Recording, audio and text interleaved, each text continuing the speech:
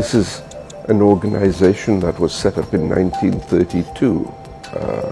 So it's been around for decades.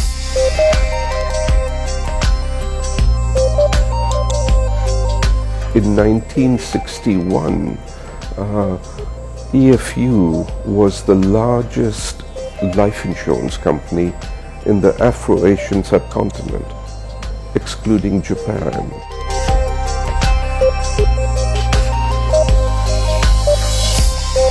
If you actually go back to the pledge that was agreed on by Mr. Bimji and the board of directors in the first meeting of EFU Life before my time, it actually says there that this company is about service to humanity, not just about profit. So in a sense, that drives the way we manage this company.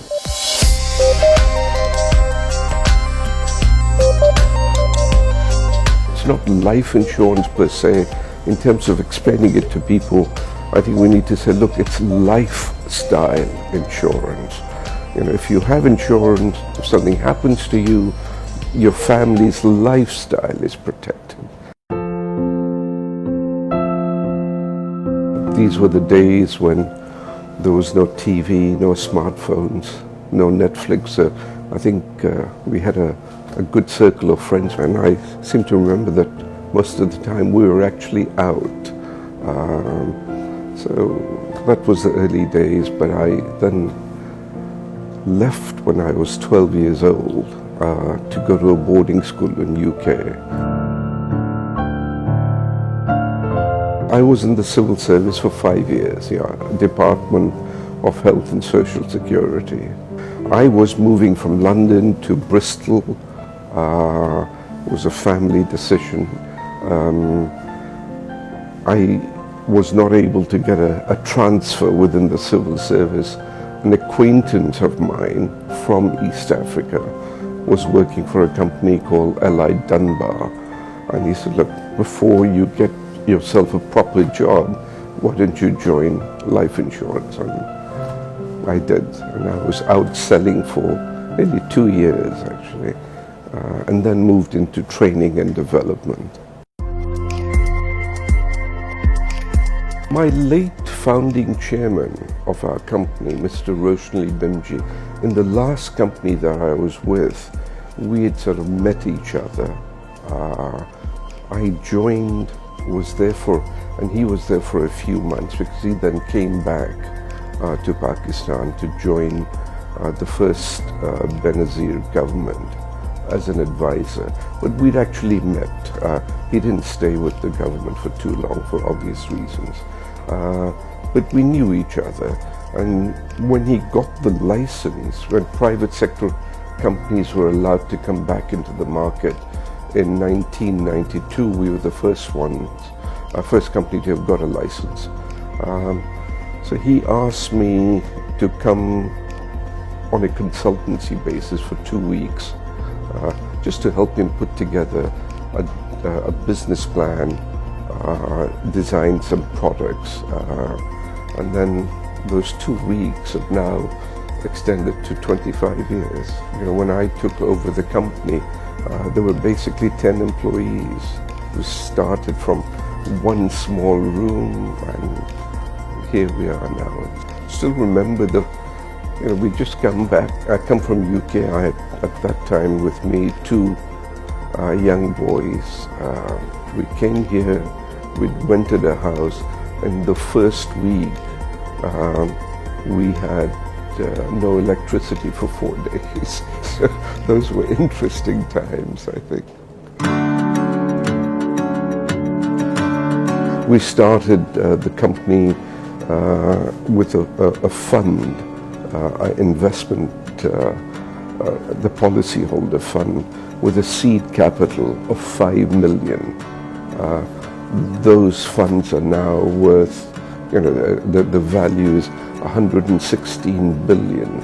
So I think that gives you an indication of how well we've done.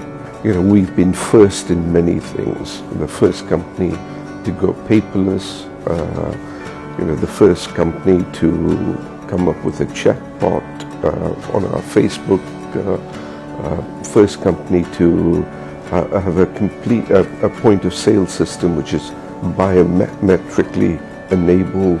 So there have been lots of firsts. Our data center is tier 3 standard in terms of trying to explore and expand the mass market, the micro nano market. That's the area that we're moving in. You can't do that without technology. We currently have about 3.5 million lives insured.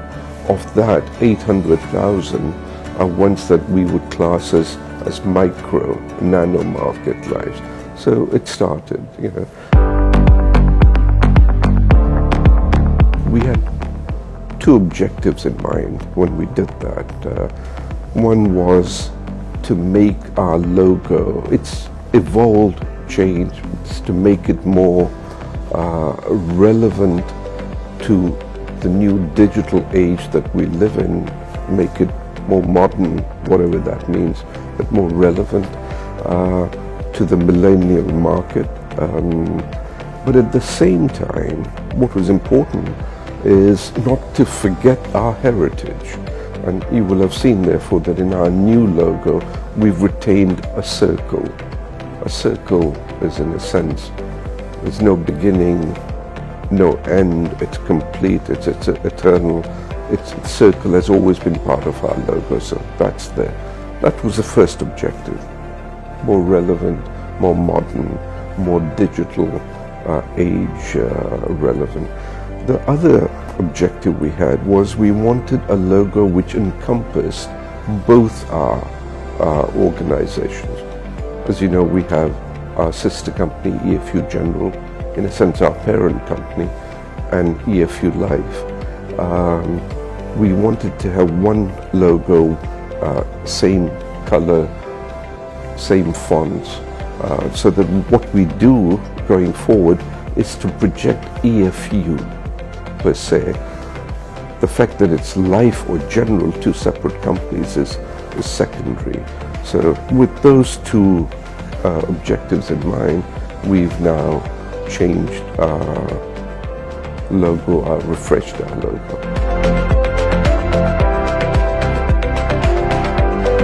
I think seeing the people who work with us change in terms of their mindset, in terms of their expectations, or what they want out of life, seeing a consultant, a sales consultant, joining us on 5,000 a month, now having moved on, earning 5 lakhs a month, and the kind of generational changes that takes place, because these are people now who can send their children to better schools, move into better houses, and therefore the generational change, the children, their expectations have gone up. So that, I think, gives me the greatest satisfaction. Now, I think if you look at the number of people that are associated with EFU Life, distribution channel, our head office, it's probably coming up to 10,000. So we've come a long way, and I hope that by being associated with us, by being infected with the kind of expectations and the culture that we have, that also will spread. So, the ripple effect of that. I think integrity is very important. I think as a leader, you have to walk the talk. You can't say one thing and be seen to be doing something else. So you have to be a role model in terms of the kind of values that you want people to follow. So that's important. I think be straight with people. I think don't manipulate. I think sometimes people become so clever in wanting to actually manipulate that people see through you. So be honest, integrity, and obviously hard work, and continue to stay positive, I think. I mean, I generally look at life, as a glass half full rather than half empty. Real strategic depth comes from building your own population. 60% of our population is under 30. I mean, that's either tremendous human capital or it's going to be a burden. So, we should have spent many, many years developing that. And that gives you strength that you can then project outwards. We need to take charge ourselves. I think we're constantly waiting for someone else to make a start and to say, well, when things are right, I will also, on a day-to-day basis, we can actually all do things which perhaps in the larger context don't make a difference. But you need to make a start yourself.